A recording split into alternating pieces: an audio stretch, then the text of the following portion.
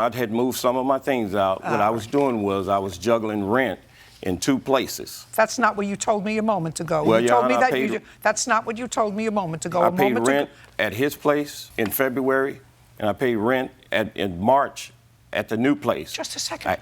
Sir, that's not juggling rent in 2 places. Well, you Your Honor, told me a moment ago that you did not pay rent in January or February in the new place. That's correct. You started to pay rent when you signed the lease in March. Yes. And you paid rent there. So each month that you lived, you paid rent only in one place. Well, I was going to pay him rent until he locked me out. I wasn't going to pay him rent if he locked me out of the place. I don't believe you for a second, because what you did was, and you're the one who said it, you said January 31st, I wrote a letter. Now, you were out of the house at that point. You had already moved your beds, your clothes, your living room furniture, according to you. That's not true. That's what you told me in the camera. That's what's on the tape. You had moved your beds, your clothes, Some of the clothes, and your children. Yes, ma'am. You and your children's bed. So there's no reason to sleep on the floor if you have a perfectly comfortable place to live in. You said January 31st, I wrote a letter to Public Works. That's right. Because he began making our lives difficult when we informed him in January that we found a new place, a new house, and left an $800 deposit. That's what you said to him.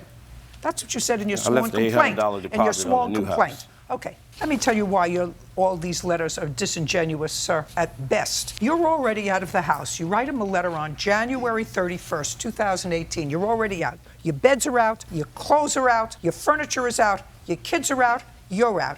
You say, I'm writing this letter because this is my frustration with you. I've written to you before, contacted you before, left you messages. You didn't call me back. This is what's wrong with the house. In the kitchen, and you list 5 things that are wrong in the kitchen.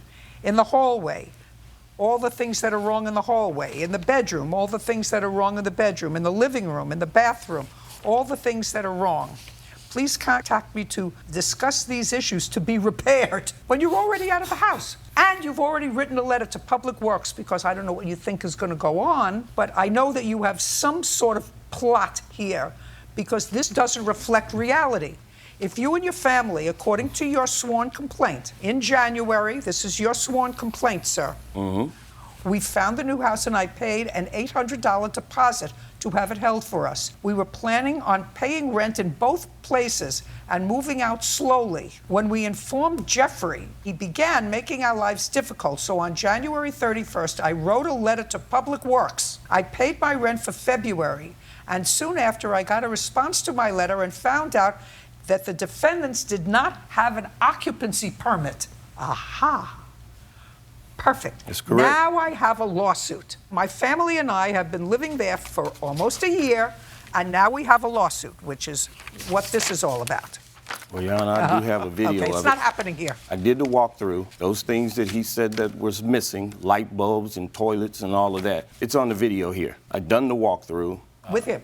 No, ma'am. I done the walkthrough just to indicate that everything in the house was in working order when I left. You wrote him a letter that you were leaving by February 28th. Asking. He sent you a letter and asked you to do a walkthrough with him on February 18th. Yes. And he gave you his cell phone number. Yes. Did you call him to do the walkthrough? I called him and talked to him and said that we'll do the walkthrough on the last day that you're walking out the door. I don't do it 2 weeks ahead of time because I don't know what's going to happen. In the 2 weeks. Okay. Reasonable. Did you call him again? Talked to him a few times about it, yes. Between the 18th and the last day he paid rent, which was the 28th? No. So you didn't speak to him again? No, I told him I'll do it when he moves out, and I left it at that. I won't do it on the 18th before he moves out. And what did he say to you?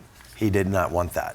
He wanted to do it on the 18th. For what reason, I don't know. And I said, well, okay, I need you out. I'll do it when you're moving out. I need the keys, the garage door opener. I'll meet you then. Mr. Leghorn, did you have that conversation with the defendant after you sent him this registered letter? No, ma'am. I hadn't spoke to him even before then. After then, I hadn't spoke with Jeffrey either. I'm asking you whether you ever had. So far, there are a couple of things that you told me but that were inaccurate. So don't tell me another inaccuracy.